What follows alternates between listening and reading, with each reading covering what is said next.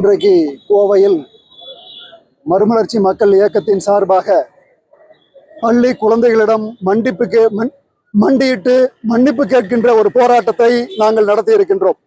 எதுக்கு இந்த போராட்டம் சொன்னா, கட்டாய கல்வி உரிமை சட்டத்தின் சேர்க்கையை இந்த ஆண்டு தமிழ்நாடு அரசு நடத்தவில்லை. மத்திய அரசு இதற்கான பணத்தை கடந்த 3 ஆண்டுகளாக தரவில்லை.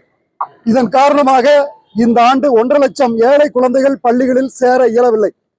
ஏற்கனவே படித்து வருகின்ற 6 லட்சம் ஏழை குழந்தைகள் பணம் கட்ட முடியாமல் தவிக்கிறார்கள்.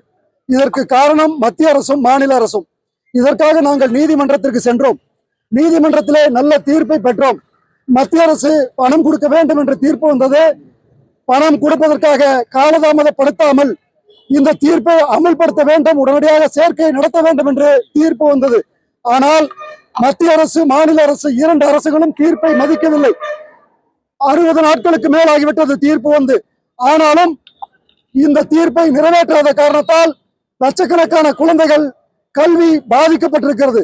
அதன் காரணமாக இந்த ஆண்டு கல்வி பறிபோனதற்காக அந்த ஏழை குழந்தைகளிடம் மன்னிப்பு கேட்டு நாங்கள் போராடி கொண்டிருக்கின்றோம். இதற்கான பொறுப்பு பிரதமருக்கும் முதலமைச்சருக்கும் உண்டு.